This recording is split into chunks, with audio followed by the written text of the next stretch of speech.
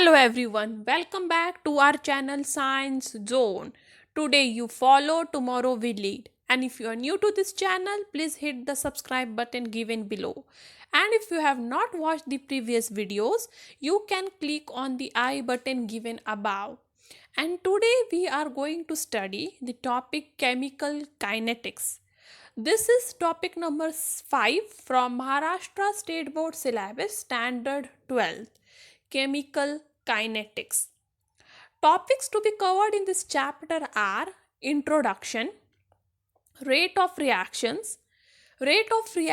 and reactant concentration, molecularity of elementary reactions, integrated rate law, collision theory of bimolecular reactions, temperature dependence of reaction rates, and effect of catalyst on rate of reaction.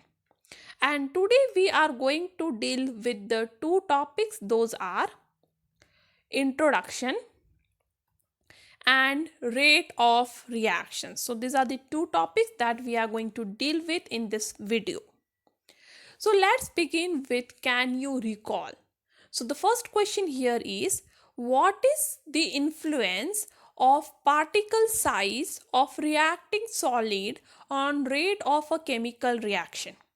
ठीक है, तो जो भी particle size है, जो भी solid का जो रिएक्शन में पार्टिसिपेट कर रहा है, उस सॉलिड का जो साइज है वो क्या फ़र्क करेगा आपके कोई भी गिवन रिएक्शन में। तो ये है कि जैसे जैसे पार्टिकल का साइज स्मॉल होता है उसका सरफेस एरिया इंक्रीज होता है।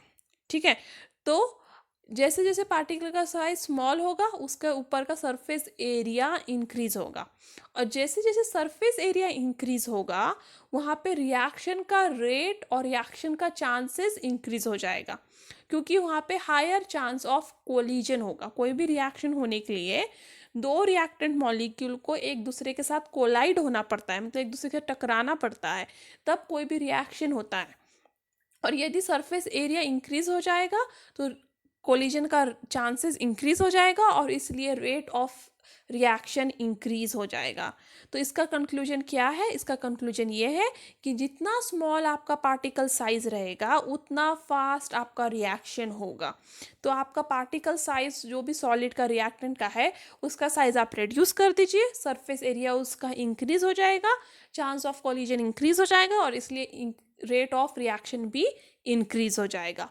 सेकेंड क्वेश्चन है, why is finely divided nickel used in hydrogenation of oil. ठीक है, तो हाइड्रोजिनेशन ऑफ ऑयल क्या होता है? ये एक रिएक्शन है ऑयल के लिए। तो उसमें जो ऑयल में डबल बॉन्ड होता है, ठीक है, ऑयल का यदि स्ट्रक्चर देखोगे वो बहुत कॉम्प्लेक्स स्ट्रक्चर है और उसमें डबल बॉन्ड्स होते हैं। ये डबल बॉन्ड्स को उन्हें कन्वर्ट करना होता है सिंगल बॉन्ड में, और इसके लिए कौन सा रिएक्शन यूज़ करते हैं वो लोग? हाइड्रोजिनेशन।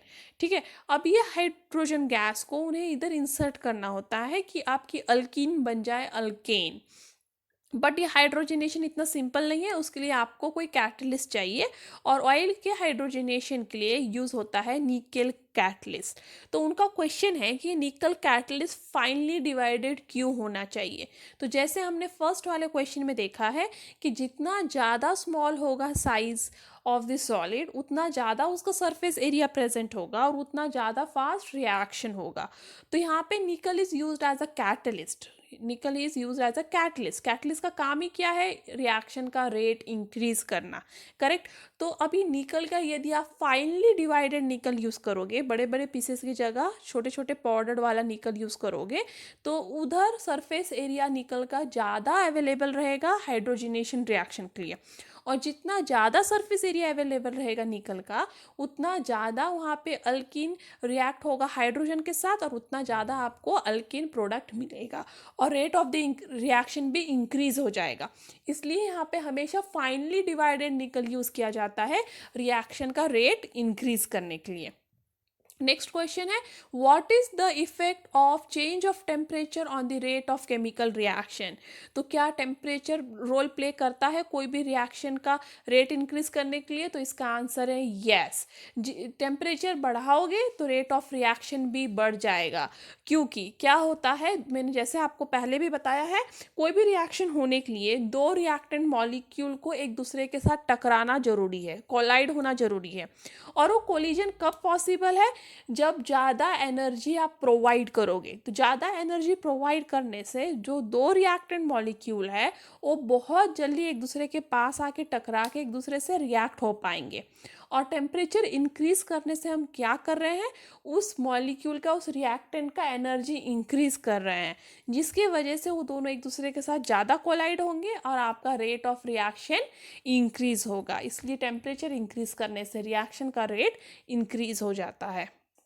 अब हम मूव करते हैं main introduction of this chapter की तरफ। तो पहला ये इंपॉर्टेंट थिंग याद रखना है कि कोई भी केमिकल रिएक्शन ये तीन कैरेक्टरिस्टिक से पहचाना जाता है, ठीक है।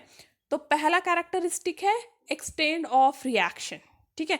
तो कितना आपका रिएक्शन सफल होगा, that is extend of reaction, ये पहला है। सेकेंड है फेसिबिलिटी, मतलब आप रिएक्टेंट चेंज करके भी सेम प्रोडक्ट पा सकते हो क्या, रिएक्शन कंडीशन चेंज करके भी सेम प्रोडक्ट पाओगे क्या, ठीक है। थर्ड उसका रेट, वो रिएक्शन फास्ट है, स्लो है, कैटलिस्ट के साथ काम कर रहा है कि विदाउट कैटलिस्ट काम कर रहा है।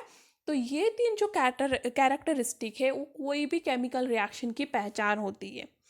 तो केमिकल काइनेटिक्स बेसिकली क्या है? तो केमिकल काइनेटिक्स एक्चुअली एक ब्रांच है केमिस्ट्री का जो रेट ऑफ केमिकल रिएक्शन के साथ डील करता है और ये देखता है कि कौन से ऐसे फैक्टर्स हैं जो रेट ऑफ केमिकल रिएक्शन को डिस्टर्ब कर रहे हैं या इन्फ्लुएंस कर रहे हैं, ठीक है। तो केमिकल काइनेटिक्स का डेफिनेशन पूछा जाए तो क्या है? तो chemical kinetics is a branch of chemistry that actually deals with rate of chemical reaction। तो कोई भी केमिकल रिएक्शन का रेट क्या होगा उसको स्टडी करने के लिए कहते हैं केमिकल काइनेटिक्स। और केमिकल काइनेटिक्स में हम ये भी पढ़ते हैं कि कौन से ऐसे फैक्टर्स हैं जो उस रेट को अफेक्ट कर रहे हैं। अभी ये रेट ऑफ केमिकल रिएक्शन हमें क्यों पढ़ना होता है, क्या जरूरी है कि रेट ऑफ केमिकल रिएक्शन पढ़े? क्योंकि कोई भी रिएक्टेंट रिएक्ट होके तो प्रोडक्ट ही देने वाला है। अब रेट पढ़ना इसलिए ज़रूरी है कि इससे हमें पता चलता है कि रिएक्शन कब और कैसे इक्विलिब्रियम तक पहुंचता है। तो आपको इक्विलिब्रियम पता है? इक्विलिब्रियम एक ऐसी कंडीशन है जब रिएक्शन में उतना ही रिएक्टेंट होता है जितना प्रोडक्ट है, मतलब कॉन्सेंट्रेशन ऑफ रिएक्टेंट और कॉन्सेंट्रेशन ऑफ प्रोडक्ट जब इक्वल हो जाए उस कंडीशन को कहते हैं इक्विलिब्रियम। तो हम जब रेट ऑफ रिएक्शन स्टडी करते हैं तो हमें पता चल जाता है हमारा गिवन रिएक्शन कब इक्विलिब्रियम पे पहुंचेगा। और इसे स्टडी करते हुए हमें मैकेनिज्म ऑफ केमिकल रिएक्शन भी समझ में आ जाता है, जैसे ये दो रिएक्टेंट किस तरह से एक दूसरे के साथ रिएक्ट करेंगे कि हमें प्रोडक्ट मिले। तो मैकेनिज्म समझने के लिए और इक्विलिब्रियम कंडीशन समझने के लिए हमें rate of chemical reaction that is chemical kinetics पढ़ना है। अब the number of reaction, actually कोई भी केमिकल रिएक्शन होते वक्त कोई भी केमिकल रिएक्शन डायरेक्टली प्रोडक्ट नहीं देता, वहाँ पे बहुत सारे स्टेप्स होते हैं और ये स्टेप्स के सीक्वेंस को समझने के लिए भी हमें रेट पढ़ना होता है रिएक्शन का और इनडायरेक्टली केमिकल काइनेटिक्स थ्रू उस रिएक्शन को पढ़ना होता है। Now what is rate of reaction? इतने बार मैंने कहा rate of reaction, rate of reaction, ये होता क्या है? So rate of reaction actually describes how rapidly the reactants are consumed और द प्रोडक्ट्स आर फॉर्म। तो रेट ऑफ रिएक्शन क्या होता है? वो एक्चुअली आपको बताता है कि कितनी जल्दी आपका रिएक्टेंट कंज्यूम हो जाएगा, मतलब ख़त्म हो जाएगा, और कितने जल्दी वो प्रोडक्ट बनाएगा। तो रेट ऑफ रिएक्शन मतलब क्या? यदि मैंने आपको दो रिएक्टेंट दिया है और मैंने कहा इसका रेट फाइंड आउट करो, मतलब आप क्या फाइंड आउट कर रहे हो कि कितना टाइम लगेगा ये दो रिएक्टेंट को प्रोडक्ट बनने के लिए, तो उसे कहोगे रेट ऑफ रिएक्शन। अब सेकेंड है average rate of chemical reaction. तो average rate of chemical reaction क्या होता है? So the average rate of reaction can be describe by knowing change in concentration of reactant और product divided by time interval over which the change occur. तो यहाँ पे आपको क्या करना है, आपको देखना है कि आपके रिएक्टेंट के कॉन्सेंट्रेशन में या प्रोडक्ट के कॉन्सेंट्रेशन में कितना टाइम लगा चेंज होने के लिए। ठीक है, तो प्रोडक्ट का और रिएक्टेंट का कॉन्सेंट्रेशन को आप टाइम से डिवाइड करोगे, ठीक है, और पता लगाओगे एवरेज रेट ऑफ रिएक्शन। तो बेसिकली उसका डेफिनेशन को यदि आप फॉर्मूला में लिखो तो उसको आप इस तरह से रिप्रेजेंट करोगे, average rate of reaction is equal to change in concentration of species. अब ये स्पीशीज रिएक्टेंट हो सकता है या फिर प्रोडक्ट, ये कुछ भी हो सकता है, ठीक है। तो average rate of reaction is equal to change in concentration of reactant और product divided by change in time. तो ये हो गया एवरेज रेट ऑफ रिएक्शन का डेफिनेशन। तो आप ये फॉर्मूला थ्रू ही डेफिनेशन याद रख सकते हो। So average rate of reaction is equal to change in concentration of reactant और प्रोडक्ट, ठीक है, स्पीशीज की जगह लिख देना रिएक्टेंट और product divided by change in time. तो यहाँ पे लिख सकते हो equal to delta C. Delta C मतलब change in concentration of reactant और प्रोडक्ट। ये सी कॉन्सेंट्रेशन ऑफ रिएक्टेंट भी हो सकता है या फिर कॉन्सेंट्रेशन ऑफ प्रोडक्ट भी, divide by change in time. ठीक है, अब यहाँ पे सपोज एक रिएक्शन मैंने कंसिडर किया कि ए रिएक्ट होके दे रहा है मुझे बी। तो बेसिकली क्या हो रहा है, ए रिएक्टेंट है इसलिए ए क्या हो जाएगा, कंज्यूम, क्योंकि ए खत्म होते जाएगा, और बी प्रोडक्ट है तो बी क्या होगा, बनते जाएगा, मतलब वो बढ़ते जाएगा। तो ए कम होते जाएगा और बी बढ़ते जाएगा, क्योंकि ए तो रिएक्टेंट है तो ओ टाइम के साथ कम होते जाएगा और बी प्रोडक्ट है इसलिए वो टाइम के साथ बढ़ता जाएगा। So average rate of consumption of A, मतलब एवरेज रेट ऑफ कंज्यूमशन मतलब ए कितना कंज्यूम होने वाला है, is equal to change in concentration of reactant divide by change in time. और माइनस साइन लिखना भूलना नहीं है क्योंकि ये है रिएक्टेंट। क्यों माइनस साइन लिखने वाले हैं, क्योंकि ए का कॉन्सेंट्रेशन डिक्रीज होते जाने वाला है क्योंकि वो रिएक्टेंट है, और इसलिए ये माइनस साइन लिखना जरूरी है क्योंकि वो कम होते जाने वाला है। बट बी का कॉन्सेंट्रेशन तो बढ़ते जाने वाला है, इसलिए average rate of formation of B is equal to plus sign, क्योंकि ए बी का कॉन्सेंट्रेशन क्या हो रहा है, बढ़ रहा है, इसलिए positive sign. Okay, so plus the change in concentration of product divide by change in time। और इस तरह से आप कोई भी रिएक्शन का एवरेज रेट ऑफ रिएक्शन निकाल सकते हो, ठीक है। तो एवरेज रेट ऑफ रिएक्टेंट क्या होता है, नेगेटिव साइन के साथ, और एवरेज रेट ऑफ प्रोडक्ट होता है पॉजिटिव साइन के साथ। तो ये दोनों को आपको कंक्लूड करना है तो आप ऐसे लिख सकते हो, average rate of this reaction where A goes to B, that is A reactant is converted to B product, so average rate of reaction will be equal to minus the concentration of reactant A divided by change in time, or it is equal to plus change in concentration of product divided by change in time। तो आपको याद रखना है जब भी product की बात करोगे तो आपको पॉजिटिव सिंबल देना है क्योंकि प्रोडक्ट बढ़ रहा है कॉन्सेंट्रेशन में, और जब रिएक्टेंट की बात करोगे तब नेगेटिव सिंबल देना है क्योंकि रिएक्टेंट कम हो रहा है टाइम के साथ, ठीक है।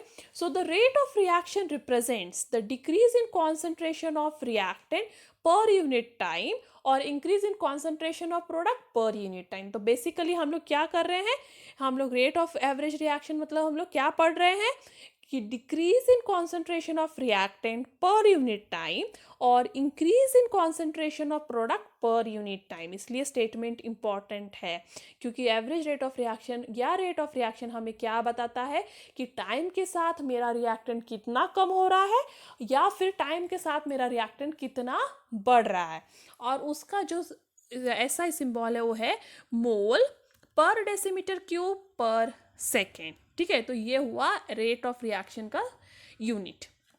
अब हम पढ़ते हैं इंस्टेंटेनियस रेट। अब ये क्या है, तो to determine the instantaneous rate of reaction the progress of reaction is followed by measuring the concentration of reactant और product for different time interval. तो आपको जब भी इंस्टेंटेनियस रेट जो पढ़ना है तो आपको क्या करना है, हर एक टाइम इंटरवल के बाद, जैसे कॉन्स्टेंट टाइम इंटरवल ले लेना है, हर 10 मिनट के बाद, हर 5 मिनट के बाद जब भी आप कांस्टेंट टाइम इंटरवल ले लो, तो आपको उस टाइम इंटरवल पे वो रिएक्ट कॉन्सेंट्रेशन ऑफ रिएक्टेंट और प्रोडक्ट को फाइंड आउट करते रहना है। ठीक है, तो सपोज मैंने एक रिएक्शन लगा दिया है, अब मैं उस रिएक्शन में तो ऑफकोर्स 0 टाइम पे रिएक्टेंट 100% है और प्रोडक्ट 0%, क्योंकि तुरंत रिएक्शन लगाते ही प्रोडक्ट नहीं मिलने वाला है, करेक्ट। तो 0 जब टाइम रहेगा तब रिएक्टेंट मेरा क्या रहेगा 100% और प्रोडक्ट मेरा 0%। फिर मैं 5 मिनट बाद उसका कॉन्सेंट्रेशन देखूंगी, तो सपोज तब हो जाएगा 95% रिएक्टेंट और 5% प्रोडक्ट। फिर नेक्स्ट 5 मिनट के बाद देखूंगी, तब हो जाएगा 90% रिएक्टेंट एंड 10% प्रोडक्ट और सो ऑन। तो हर एक 5 मिनट के बाद मैं वो उसको चेक करती रहूँगी। तो ऐसे आप कोई भी टाइम इंटरवल लगा सकते हो, 10 मिनट का, 15 मिनट का, बट हर एक टाइम इंटरवल के बाद आपको concentration of reactant and product को चेक करते रहना है, और तब जो रेट मिलेगा होगा इंस्टेंटेनियस रेट ऑफ रिएक्शन। अब the change in the concentration is relatively fast in the beginning of the reaction and later become slow. मतलब जब भी आप रिएक्शन स्टार्ट करोगे तब रिएक्टेंट बहुत जल्दी जल्दी कंज्यूम होगा और प्रोडक्ट जल्दी जल्दी बनेगा, बट कुछ टाइम बीतने के बाद आप देखोगे कि रिएक्टेंट धीरे धीरे कंज्यूम हो रहा है और प्रोडक्ट धीरे धीरे बन रहा है। ठीक है, इसका मतलब कोई भी रिएक्शन के स्टार्टिंग में आपका रिएक्टेंट बहुत जल्दी जल्दी प्रोडक्ट देगा, पर कुछ देर बाद उसका रिएक्शन का रेट स्लो हो जाएगा। अब इसको डिटरमाइन करने के लिए यहाँ पे जो कर्व रहेगा, मतलब आपने क्या किया है, आपने अभी यहाँ पे रिएक्टेंट का कॉन्सेंट्रेशन शुरू किया है, तो देखो 0 टाइम पे आपका रिएक्टेंट 100% था और 0 टाइम पे आपका प्रोडक्ट 0% था, करेक्ट। अब धीरे धीरे टाइम बीत रहा है, देखो टाइम बीत रहा है, तो आपका रिएक्टेंट का कॉन्सेंट्रेशन जल्दी जल्दी जल्दी जल्दी कम हो रहा है, पर कुछ देर बाद वो धीरे धीरे कम हो रहा है, आप देख सकते हो ग्राफ में। ठीक है, तो यहाँ पे क्या हो रहा है, टाइम बीत रहा है तो आपका रिएक्टेंट बहुत फास्ट कम हो रहा है, और कुछ टाइम बाद क्या हो रहा है, वो बहुत स्लो कम हो रहा है। देखो एक प्लेन मिल रहा है। सेम थिंग विथ प्रोडक्ट, जब आप 0 टाइम से शुरू करोगे तो प्रोडक्ट बहुत जल्दी जल्दी जल्दी जल्दी बनेगा, बट कुछ टाइम बाद वो धीरे धीरे बनेगा। ठीक है, तो जैसे जैसे रिएक्शन का टाइम बढ़ता जाएगा रेट ऑफ रिएक्शन स्लो होता जाएगा। अब उसको डिटरमाइन करने के लिए आपको इस कर्व पे एक टैंजेंट ड्रॉ करना पड़ेगा। देखो ये टैंजेंट ड्रॉ कर दो इस दोनों कर्व पे, और ये टैंजेंट ड्रॉ करने के बाद आपको रेट ऑफ रिएक्शन मिल जाएगा। अब the slope does obtain give the instantaneous rate of reaction at time t1। तो जो स्लोप मिलता है, देखो ये टैंजेंट ड्रॉ करने के बाद एक स्लोप मिलेगा मुझे, और ये स्लोप मुझे बताएगा मेरा instantaneous rate, that is t1। देखो यहाँ पे भी एक स्लोप मिला, ऊपर वाले रिएक्शन में भी स्लोप मिला, और ये बता रहा है मुझे अपना इंस्टेंटेनियस रेट t1।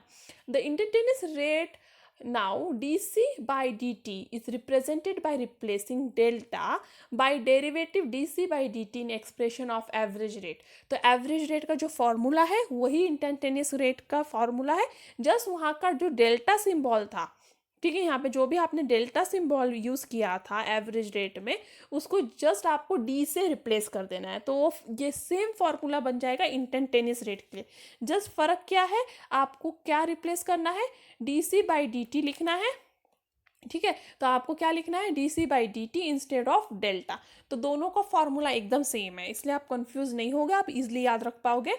बस एवरेज रेट और इंस्टेंटेनियस फ़र्क क्या है कि डेल्टा की जगह आपको लिखना है D C by D T.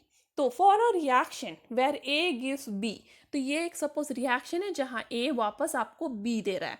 So rate of consumption of A at time T पे ए कितना कंज्यूम हो रहा है उसका फॉर्मूला रहेगा सेम एवरेज रेट की तरह। जस्ट क्या है, आपको वहाँ पे डेल्टा लिख रहे थे, यहाँ पे डी लिखोगे तो वो हो जाएगा माइनस, क्योंकि वो रिएक्टेंट है, वो कंज्यूम होने वाला है, उसका कॉन्सेंट्रेशन कम होने वाला है, इसलिए minus sign. D concentration of reactant divide by D T. Now rate of formation of B, अब बी प्रोडक्ट है, इसलिए प्रोडक्ट क्या होने वाला है, बनने वाला है, और इसलिए उसका कॉन्सेंट्रेशन बढ़ेगा, इसलिए यहाँ पे क्या चाहिए, पॉजिटिव साइन। पॉजिटिव साइन को आप लिखो नहीं लिखो, इट इज सेम थिंग। सो ये हो जाएगा द कॉन्सेंट्रेशन ऑफ बी, और यहाँ पे डी लिखना है, ये आपके टेक्स्ट बुक में गलत है, यहाँ पे चेंज कर लेना। So concentration of B divide by D T.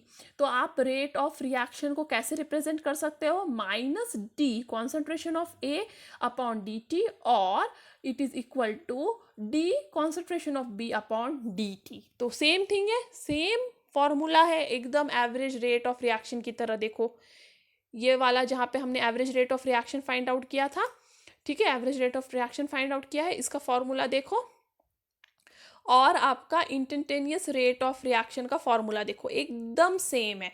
जैसे यहाँ का डेल्टा को आपने किससे रिप्लेस कर दिया है, अब डी से, तो यहाँ का डेल्टा सिर्फ अभी रिप्लेस हो रहा है डी से, ठीक है। नाउ ये तो ठीक है जब सिर्फ एक आपका रिएक्टेंट है और वो एक ही प्रोडक्ट दे रहा है, बट सपोज ऐसे वाले रिएक्शंस देखेंगे जहाँ पे दो रिएक्टेंट है और एक प्रोडक्ट बन रहा है, तब हम क्या करेंगे, तब हमको देखना है ये वाला example, a plus 3b gives 2c। देखो दो रिएक्टेंट है और एक प्रोडक्ट है, और यहाँ पे क्या था, 1 मोल ऑफ रिएक्टेंट दे रहा था, 1 मोल ऑफ प्रोडक्ट, बट यहाँ देखो ए का 1 ही मोल यूज किया है, बी का हमने 3 मोल यूज किया है, और तब हमको सी 2 मोल मिला, ठीक है। तो सबका कॉन्सेंट्रेशन भी अलग है, तो 1 मोल ए यूज करके प्लस 3 मोल बी यूज करके हमें 2 मोल सी मिल रहा है।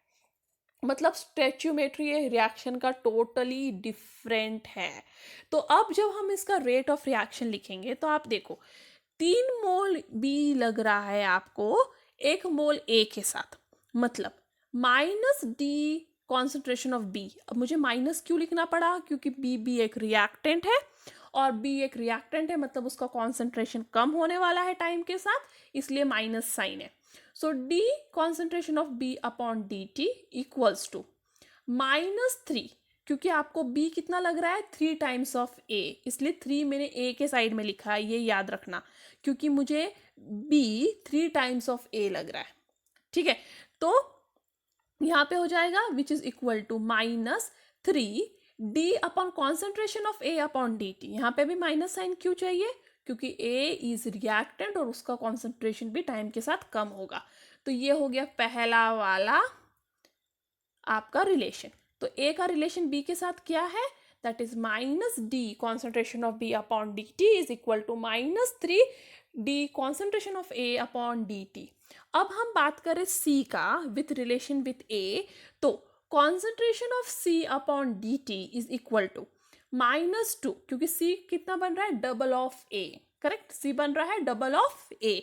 तो आप लिखोगे concentration of C upon D T equals to minus, वापस क्योंकि आप ए के बारे में बात करो, ए रिएक्टेंट है इसलिए वो कॉन्सेंट्रेशन कम हो रहा है इसलिए माइनस, सी प्रोडक्ट था उसका कॉन्सेंट्रेशन टाइम के साथ बढ़ने वाला है इसलिए पॉजिटिव साइन है। So D concentration of C upon dt is equal to -2 D concentration of A upon dt। तो आपको ये दो रिलेशन मिल गए। अब मैंने 3 क्यों लिखा था, क्योंकि B मुझे 3 टाइम्स ऑफ A लग रहा था, यहाँ पे 2 क्यों लिखा है, क्योंकि मुझे C डबल ऑफ A मिल रहा है। तो इसके साथ ये रिलेशन है, देखो जब ये दोनों A is equal to C and D B, तो ये ऐसे लिखोगे आप concentration of minus concentration of A upon dt is equal to -1/3, क्योंकि ये 3 इस साइड आ गया, करेक्ट, यहाँ पे जो 3 था वो इस साइड आने पे 1/3 हो जाएगा, क्योंकि आपको in terms of D concentration of A upon D T ये टर्म में लिखना है सब कुछ। तो minus D concentration of A upon D T is equal to -1/3 D concentration of B upon D T which is equal to half. अब देखो ये वाला भी 2 इस साइड आ गया, हाफ साइन, माइनस साइन तो ए के साथ ही है, देखो माइनस साइन मैंने हिलाया नहीं है, सिर्फ 2 अब ये साइड आ जाएगा, तो हो जाएगा 1/2 D concentration of C upon D T. मतलब concentration of A by time is equal to 1/3 concentration of B upon time which is equal to 1/2 concentration of C upon time। या फिर आप बोल सकते हो यही आपका रेट ऑफ रिएक्शन है। So rate of reaction is equal to -d concentration of A upon dt which is equal to 1/3 concentration of B upon dt which is equal to half concentration of C upon dt। तो इस तरह से आप किसी भी reaction का rate निकाल सकते हो। इन जनरल यदि आपको ये फॉर्मूला याद रखना है, कोई भी रिएक्शन के लिए आपको पूछा जाए एग्जाम में तो याद रखना। सपोज आपको A moles of A use किया है plus B moles of B use किया है, जो दे रहा है C moles of C plus D moles of D, तो उसका रेट क्या होगा? उसका रेट होगा माइनस, क्योंकि रिएक्टेंट है, जब भी रिएक्टेंट की बात करोगे तो उसका रेट हमेशा नेगेटिव में होता है, क्योंकि उसका कॉन्सेंट्रेशन हमेशा टाइम के साथ डिक्रीज होता है, इसलिए रिएक्टेंट के लिए कभी भी नेगेटिव साइन लिखना भूलिए मत। तो ये हो जाएगा माइनस 1/A, जो भी उसका यहाँ पे मोल है वो हो जाएगा 1/A concentration of A upon dt, which is equal to minus 1/B concentration of B upon dt। C और D के लिए माइनस साइन लिखने की जरूरत नहीं है, क्योंकि वो प्रोडक्ट है और उनका कॉन्सेंट्रेशन टाइम के साथ बढ़ रहा है, तो ये हो जाएगा equal to 1/C dC upon dt equal to 1/D concentration of D upon dt। तो आप इस जनरल फार्मूला के साथ आप कोई भी रिएक्शन के लिए रेट लिख सकते हो। जस्ट आपको उसको याद रखना है, रिएक्टेंट है तो नेगेटिव साइन और प्रोडक्ट है तो पॉजिटिव साइन। और उसके साथ आपको ये भी याद रखना है, जो भी यहाँ पे स्टिचियोमेट्री होगा वो हो जाएगा 1/, वो स्टिचियोमेट्री और concentration of the given species upon time. तो ये हो गया आपका कॉमन रेट फार्मूला, ये आप कोई भी रिएक्शन को अप्लाई कर लो। अब एक क्वेश्चन है यहाँ पे, for the reaction 2N2O5 gives 4NO2 plus O2 in gaseous bromine, ठीक है, और N2O5 का डिसअपियरिंग रेट क्या है? 0.02 मोल्स पर डेसीमीटर क्यूब पर सेकेंड, ठीक है। अब हमें पूछा गया है कि किस रेट में NO2 और O2 बनेंगे और ओवरऑल रेट ऑफ रिएक्शन क्या होगा, ठीक है। हमें मतलब रिएक्टेंट का डिसअपियरिंग का रेट दिया हुआ है, हमको प्रोडक्ट का फॉर्मेशन का रेट पूछा है, तो हमें गिवन क्या है? हमें गिवन है रिएक्टेंट का डिसअपियरिंग का रेट, मतलब रिएक्टेंट किस स्पीड में उस रिएक्शन से गायब हो रहा है। तो हम लोग क्या लिखेंगे? Given D N2O5 upon dt is equal to 0.02, ये हमें गिवन है, ठीक है। हमें अब ये भी पता है हमारा रेट ऑफ रिएक्शन क्या है, हमारा रेट ऑफ रिएक्शन है -12 DN2O5 अपॉन dt, ठीक है। आप ये वाले फॉर्मूला के हिसाब से यहाँ पे रेट निकालने की कोशिश करोगे तो आपको दिख जाएगा रिएक्टेंट इसलिए माइनस, इसका स्टिचियोमेट्री 2 है इसलिए 1/2, concentration of reactant upon time which will be equal to, इसके आगे का भी मैं बता देती हूँ, विच विल इक्वल टू 1/4, क्योंकि आप प्रोडक्ट की बात कर रहे हैं इसलिए पॉजिटिव साइन है, 1/4 कॉन्सेंट्रेशन ऑफ NO2, करेक्ट, क्योंकि अभी पहला वाला जो हमारा प्रोडक्ट है वो NO2 है, इसलिए concentration of NO2 upon time,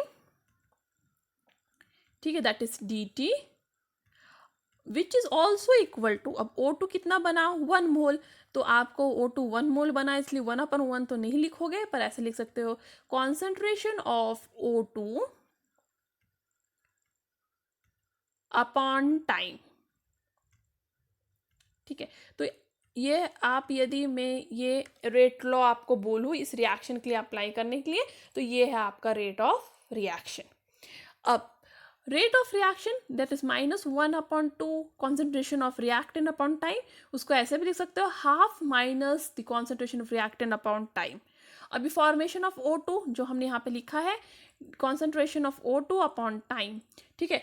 अब देखो DO2 upon dt is equal to, देखो DO2 अपॉन dt जिसकी बात मैं कर रही हूँ is equal to -12 concentration of reactant upon time, बराबर, तो वो हो जाएगा which is equal to half into 0.02, correct, क्योंकि यहाँ पे concentration of O2, formation of O2 is directly equal to the reduction of the reactant, जितना ज़्यादा O2 बन रहा है उतना ज़्यादा आपका रिएक्टेंट कम हो रहा है बाय हाफ, ठीक है, इसलिए half into rate that is 0.02।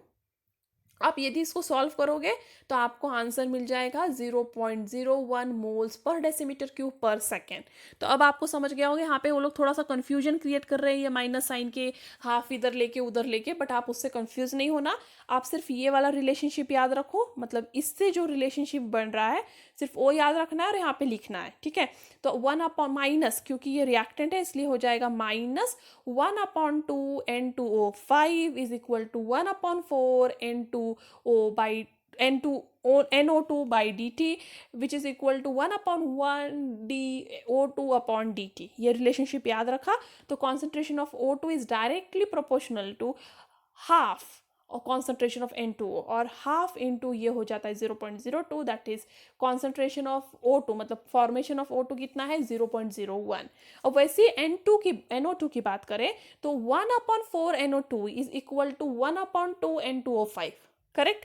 अब आपको NO2 की बात करना है इसलिए आपका 4 यहाँ से कहाँ चला जाएगा, यहाँ पे, करेक्ट। तो क्योंकि आप NO2 की बात कर रहे हो तो आपका 4 यहाँ से चला जाएगा यहाँ पे, तो ये हो जाएगा 4/2 concentration of N2O5 upon dt। तो टेक्स्ट बुक में कुछ मिस्टेक्स है, कुछ कंफ्यूजन है, पर याद रखना है इसका फॉर्मूला क्या हो जाएगा 4/2 into concentration of N2O5 upon dt। तो 4/2 हो जाता है 2 इंटू कॉन्सेंट्रेशन ऑफ योर, यहाँ पे लिखना भूल गए हैं पर ये हो जाएगा 0.02, क्योंकि कॉन्सेंट्रेशन ऑफ N2O5 है 0.02, तो 2 इंटू 0.02।